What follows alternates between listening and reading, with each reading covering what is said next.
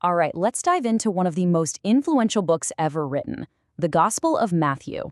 We're going to walk through how this story kicks off, introducing its main character, Jesus, not just as a wise teacher, but as a king whose arrival is about to shake up the entire world. So where do you even start a story this big? You might think it would begin with a miracle or some grand sermon. But no, the author of Matthew starts with something much more grounded, and frankly, much more political, a family tree.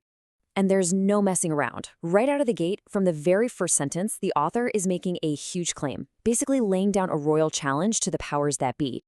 Okay, so let's break this down. The author lays out this really specific genealogy, linking Jesus all the way back to Abraham, the father of the nation. But the key figure here is King David. By highlighting him, the author is screaming from the rooftops, this isn't just another prophet, this is a king. And you see how it's structured in these 3 sets of 14 generations? That's not an accident.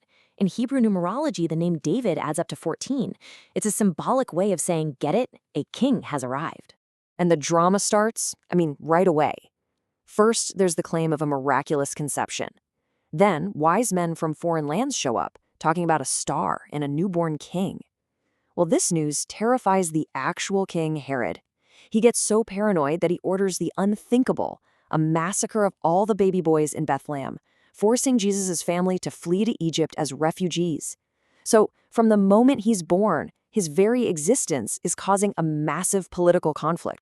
The story then jumps forward a few decades. Jesus comes to be baptized by the famous prophet, John the Baptist, and this is the moment of his public debut.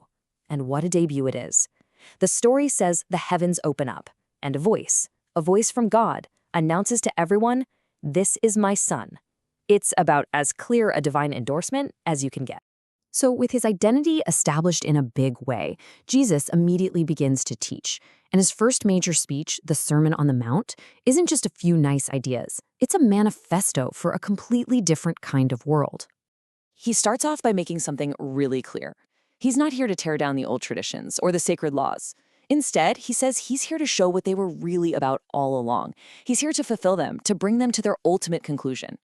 And here's what that looks like in practice. It's a huge shift. He takes a law everyone knows, like don't murder, and says, look, the real problem starts way before that. It starts with the anger in your heart. Same with adultery. It's not just the act, it's the lustful thought. He's moving the goalposts from just controlling your actions to examining your deepest intentions. And then he just keeps going, turning social norms completely upside down. The old principle of justice, an eye for an eye, is out. In its place, turn the other cheek. And the command to love your neighbor, he expands it to something almost nobody could have imagined. Love your enemies. These ideas are absolutely revolutionary. Then he wraps up this whole new way of thinking with one simple, brilliant idea that ties it all together, what we now call the Golden Rule. He's saying this one principle is the key that unlocks the true meaning of everything the scriptures have been saying for centuries. Okay, so he's laid out his message. Now the narrative switches to him showing his authority in action. He starts performing these incredible miracles and telling these unforgettable stories. And you guessed it, the crowds start to follow him. Big time. And the stories just come one after another. He actually touches a leper, someone nobody would go near, and makes him clean.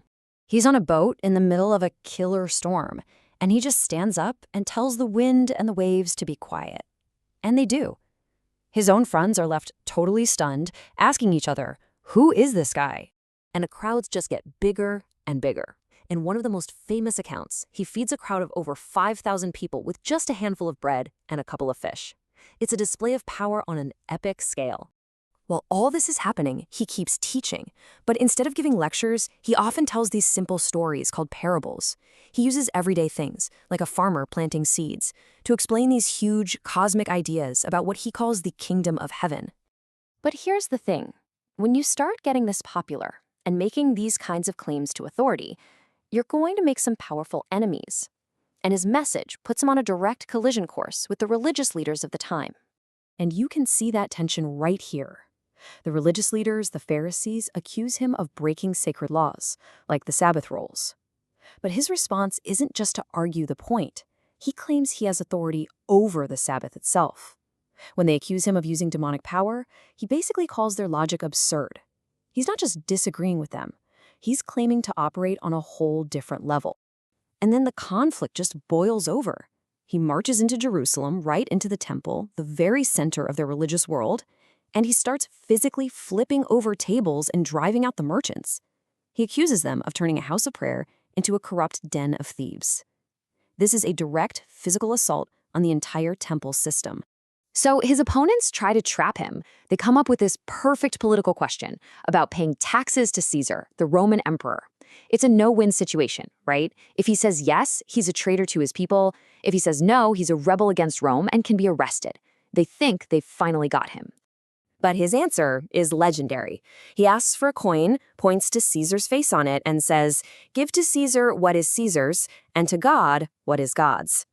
In one brilliant move, he completely sidesteps their trap and reframes the whole question around a much bigger, much more important allegiance. So now, the conflict is at an absolute fever pitch. His enemies are actively plotting to get rid of him. And it's at this point that Jesus turns his attention to the future and starts delivering these dark, intense prophecies about what's coming next. And he does not hold back. He tells them exactly what's going to happen. He'll be betrayed and executed, but then he'll come back to life.